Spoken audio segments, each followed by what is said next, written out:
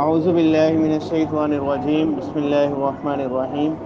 وما كان لمؤمن ولا مؤمنة اذا قضى الله ورسوله امرا ان يكون لهم الخيرة من امرهم ومن يعص الله ورسوله فقد ضل ضلالا مبینا۔ تو اس آیت کا پس منظر یہ ہے کہ جس وقت آپ صلی اللہ علیہ وسلم نے حضرت زینب رضی اللہ تعالیٰ عنہ کو حضرت زید سے نکاح کا بولا تو انہوں نے اور ان کے بھائی نے اس کو قبول نہیں کیا۔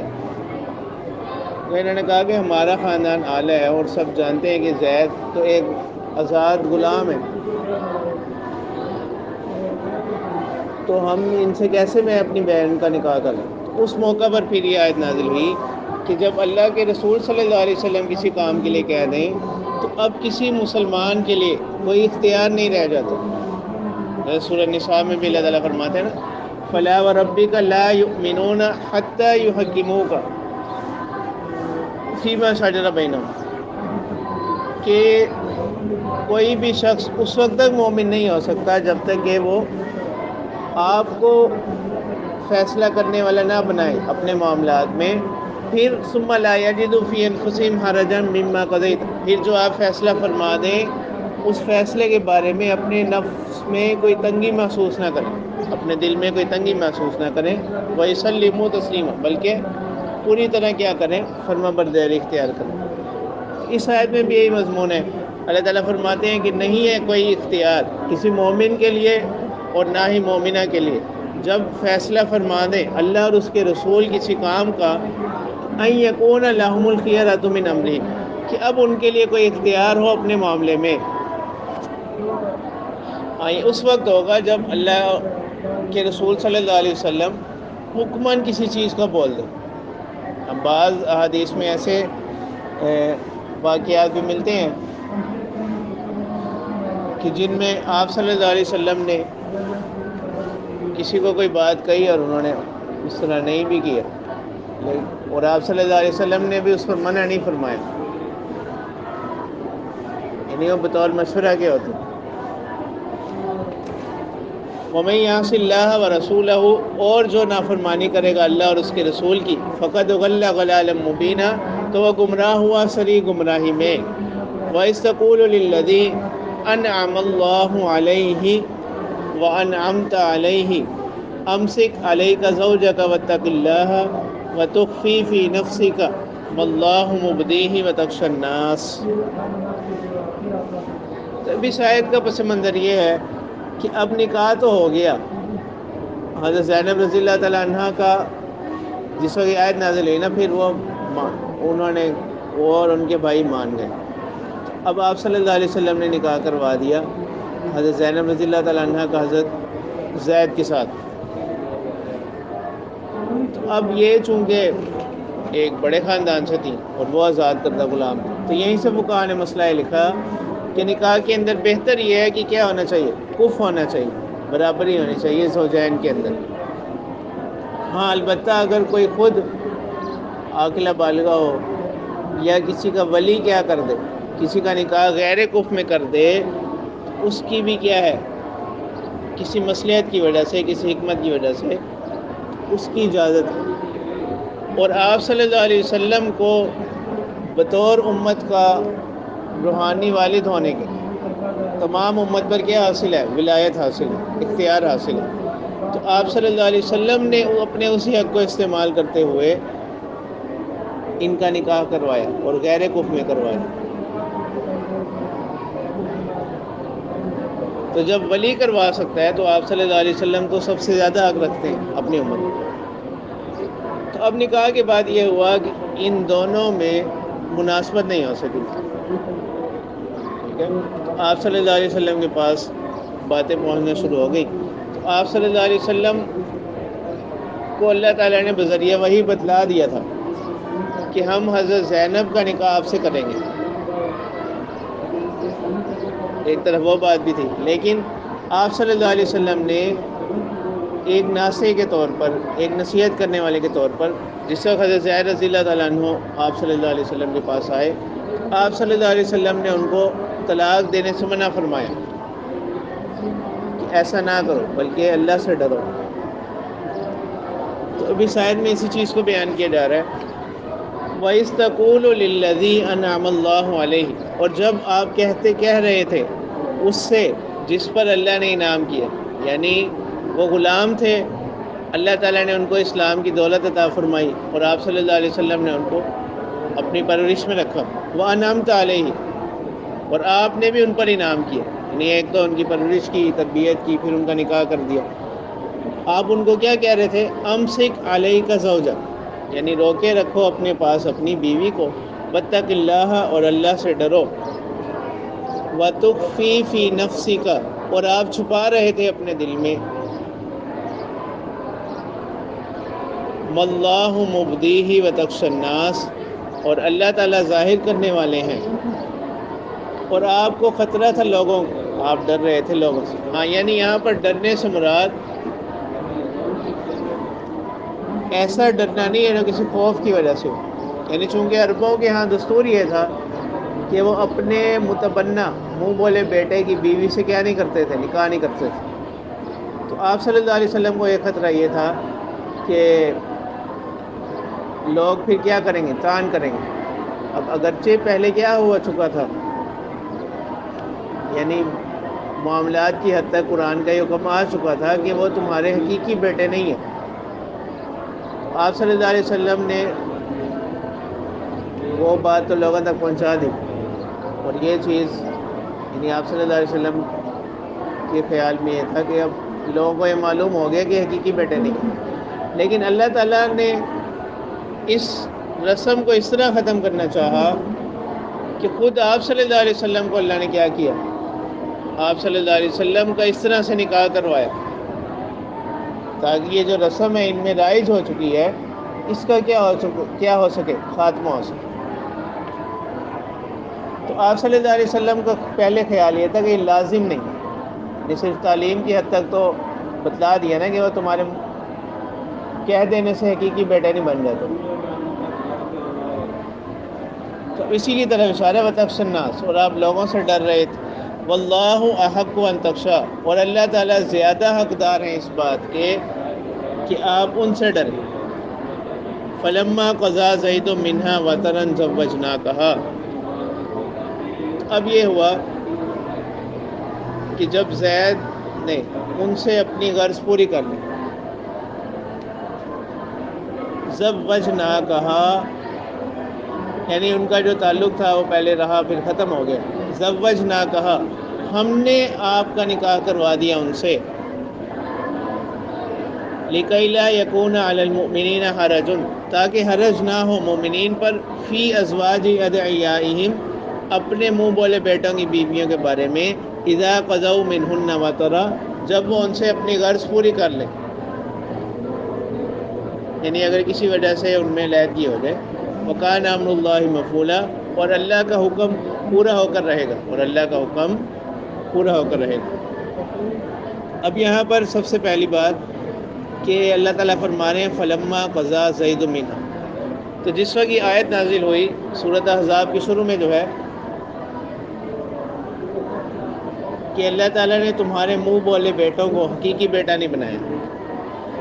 تو حضرت زید رضی اللہ تعالیٰ عنہ چونکہ آپ صلی اللہ علیہ وسلم کی پرورش میں تھے، اور سارا عرب جو لوگ تھے وہاں پر وہ ان کو زید بن محمد کہہ کر ہی پکارتے تھے، لیکن اس وقت یہ قرآنی حکم نازل ہوا کہ بیٹوں کو ان کے آبا کے ناموں سے پکارو، اگر معلوم نہیں ہے تو وہ تمہارے دینی بھائی ہیں اور دوست ہیں۔ تو اب یہ آپ صلی اللہ علیہ وسلم کے ساتھ جو ان کا نسب کا تعلق تھا وہ حقیقی تو نہیں تھا، ایک عارضی منہ بولا کی حد تک تعلق تھا، لیکن چونکہ نسبت بہت بڑی تھی زید بن محمد، تو جب اللہ تعالیٰ نے یہ اعلان کیا کہ منہ بولے بیٹے حقیقی بیٹوں کی بیٹے نہیں ہیں، تو اب وہ نسبت کیا ہوگی؟ ختم ہوگی، اگرچہ وہ کیا تھی؟ ایک عارضی نسبت تھی نا، لیکن چونکہ وہ بہت بڑی نسبت تھی تو اس کے عوض میں اللہ تعالیٰ نے ان کو یہ خاصیت عطا فرمائی کہ پہلے جو ان کے نام کے ساتھ محمد صلی اللہ علیہ وسلم کا نام لگا ہوا تھا وہ ختم ہو گیا، اس کے بدلے میں اللہ تعالیٰ نے اب مستقل قرآن مجید میں ان کا نام کیا کر دیا، ذکر فرما دیا. ٹھیک ہے، کسی بھی بڑے سے بڑے صحابی کا نام قرآن مجید میں صراحتاً مذکور نہیں ہے سوائے حضرت زید کے.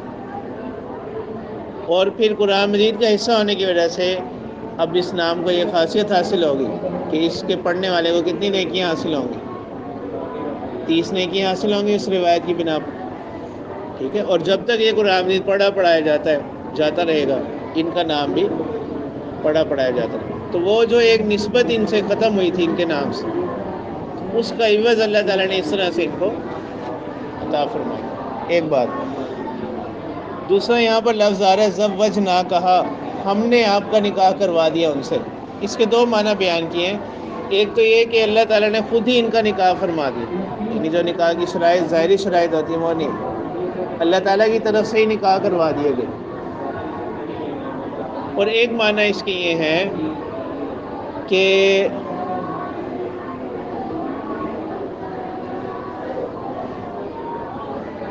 ہم نے نکاح کا حکم دے دیا، تو 2 معنی، خود نکاح کروا دیا،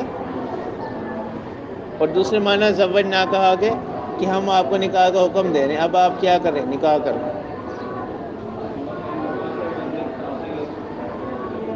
تو اب اللہ تعالیٰ آپ صلی اللہ علیہ وسلم کو جو طبعی طور پر ایک چیز آپ صلی اللہ علیہ وسلم کے دل میں ایک بات تھی حضرت زینب رضی اللہ تعالیٰ عنہ کے ساتھ نکاح کے حوالے سے، کہ عرب لوگ اس چیز کو اچھا نہیں سمجھتے، وہ اب کیا کریں گے، اس پر اعتراضات کریں گے. ٹھیک ہے،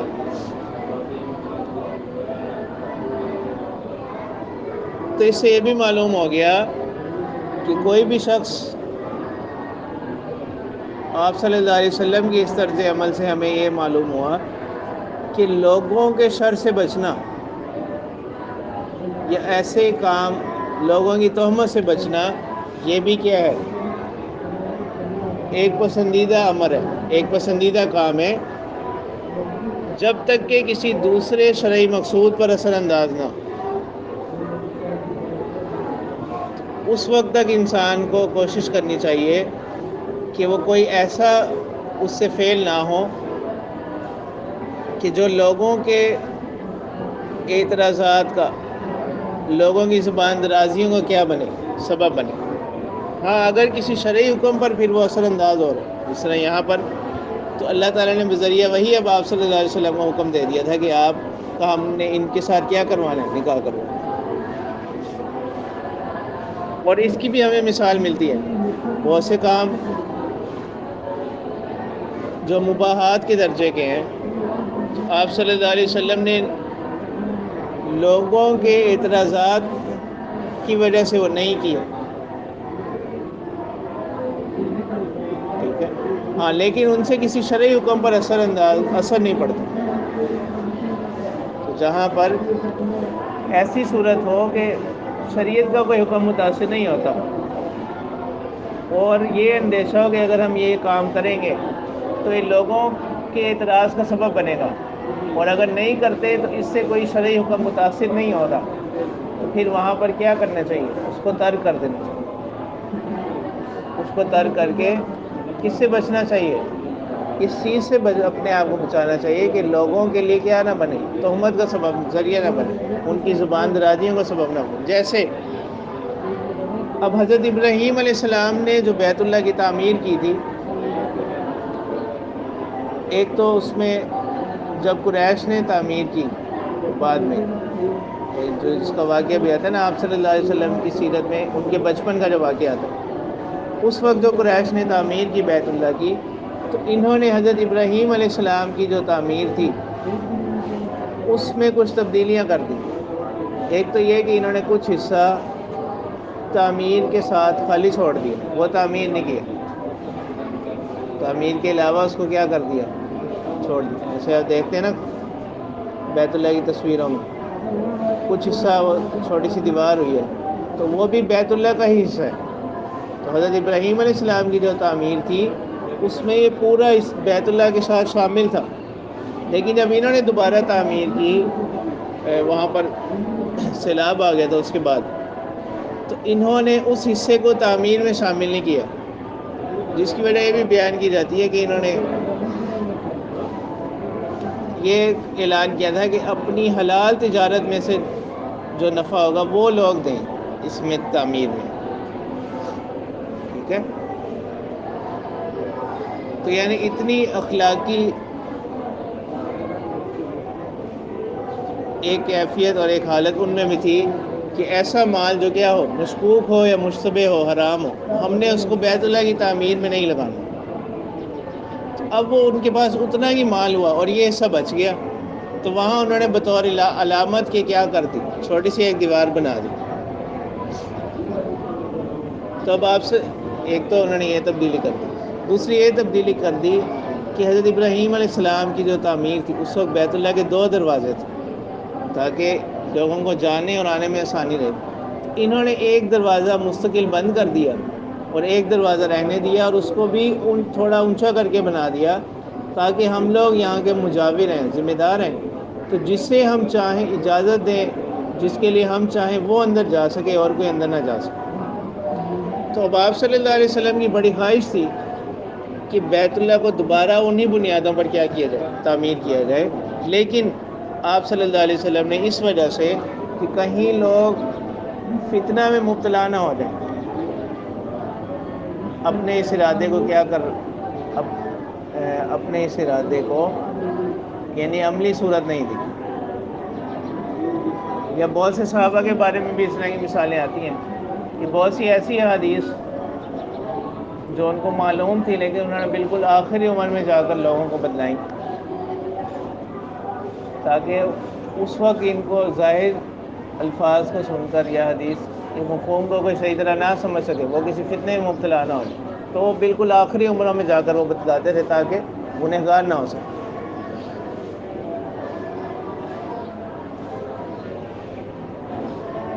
تو اللہ تعالیٰ فرما رہے ہیں آپ صلی اللہ علیہ وسلم کی تسلی کے لیے، ما کان علی النبی من حرج فیما فرض اللہ له، کہ نہیں ہے نبی پر، پیغمبر پر کوئی تنگی نہیں ہونی چاہیے، فیما فرض اللہ له، ان چیزوں میں، ان کاموں میں جو اللہ تعالیٰ نے کیا کر دی، فرض کر دی۔ یعنی جب اللہ تعالیٰ کی طرف سے کوئی حکم آ گیا ہے تو اب آپ لوگوں کی پرواہ نہ کریں، کیا نہ کریں، سنت اللہ فی الذین خلو من قبل، اور یہ طریقہ ہے اللہ کا ان لوگوں میں بھی جو پہلے گزر چکے، کہ یعنی ان کے ساتھ بھی اسی طرح کیا ہوتی رہی، ان کی بھی مخالفت ہوتی رہی، ایک بات۔ اور دوسری بات یہ کہ وہ ان لوگوں نے بھی کیا کیے ہیں، ایک سے زیادہ نکاح کیے ہیں پہلے انبیاء نے، وکان امر اللہ قدرا مقدورا، اور اللہ کا حکم مقرر کیا ہوا ہے، ٹھہرایا ہوا ہے۔ الذین یبلغون رسالات اللہ، وہ لوگ جو پہنچاتے ہیں اللہ کے پیغامات کو، وَيَخْشَوْنَهُ، اور اللہ سے ڈرتے بھی ہیں، وَلَا يَخْشَوْنَ أَحَدًا إِلَّا اللَّهُ، اور اللہ کے سوا کسی سے نہیں ڈرتے، وَكَفَى بِاللَّهِ حَسِيبًا، اور کافی ہے اللہ تعالیٰ کارساز۔ تو اب آپ صلی اللہ علیہ وسلم کی جو تعدد ازواج ہے، یعنی ایک سے زیادہ نکاح آپ صلی اللہ علیہ وسلم کے، اس پر بہت سے لوگوں نے اس وقت بھی باتیں کی، تب سے اب تک کرتے چلے آ رہے ہیں۔ تو اللہ تعالیٰ نے فرمایا کہ اس چیز سے کوئی تنگی اور اس چیز کو اپنے لیے کوئی بوجھ نہ سمجھیں، یہ پہلے انبیاء کے ساتھ بھی ہوتا رہا۔ پھر یہ بھی ہے کہ علماء نے مستقل اس کی حکمتیں بیان کی کہ آپ صلی اللہ علیہ وسلم نے جو بہت سے نکاح فرمائے ان کی کیا کیا حکمتیں، ان میں ایک بڑی حکمت یہ بھی ہے کہ آپ صلی اللہ علیہ وسلم کی جو گھر کی زندگی تھی، گھریلو زندگی تھی، اس کے احوال اور اس کے حالات بھی امت کی کیا ہو جائیں، سامنے آئیں۔ تو تعدد ازواج میں ایک حکمت یہ بھی تھی، تو یعنی ان ازواج کے ذریعے سے وہ بھی لوگوں تک آئے،